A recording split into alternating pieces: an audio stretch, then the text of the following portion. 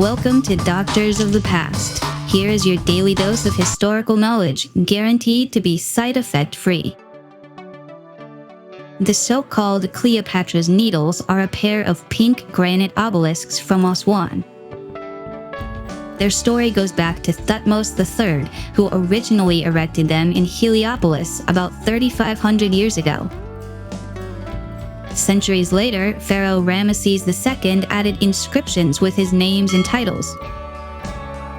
Finally, around 12 BC, under the rule of Augustus, the Romans moved these monuments to Alexandria to decorate the Caesareum, the temple honoring Julius Caesar. After the building disappeared, the obelisks became popularly known as Cleopatra's Needles due to their location in the city linked to the queen. The fate of the obelisks shifted radically in the 19th century when Egypt began offering these monoliths as diplomatic gifts.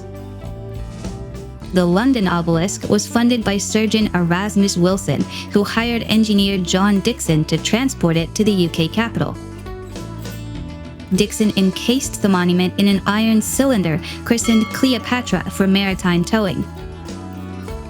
Unfortunately, on October 14, 1877, a hurricane in the Bay of Biscay caused the cylinder to founder, and 6 sailors from the tugboat Olga perished trying in vain to rescue the crew.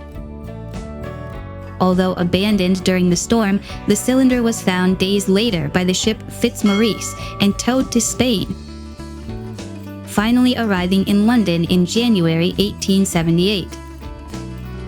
It was permanently installed on the Thames embankment that same year. Meanwhile, the New York counterpart was secured through the efforts of Consul Elbert Farman and the financing of William Vanderbilt. Lieutenant Henry Gorringe was in charge of transport.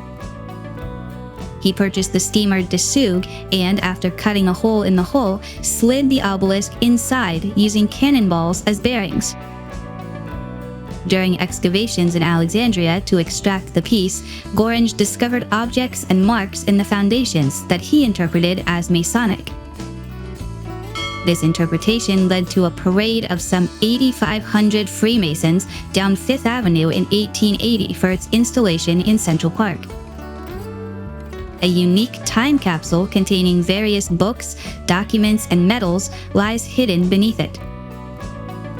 The New York obelisk showed damage from a fire during the invasion of Cambyses in 525 BC, as well as a fractured tip, though Gorringe restored this defect before its arrival. Our next pill, the influence of Pliny the Younger's description on volcanology. Subscribe now so you don't miss it.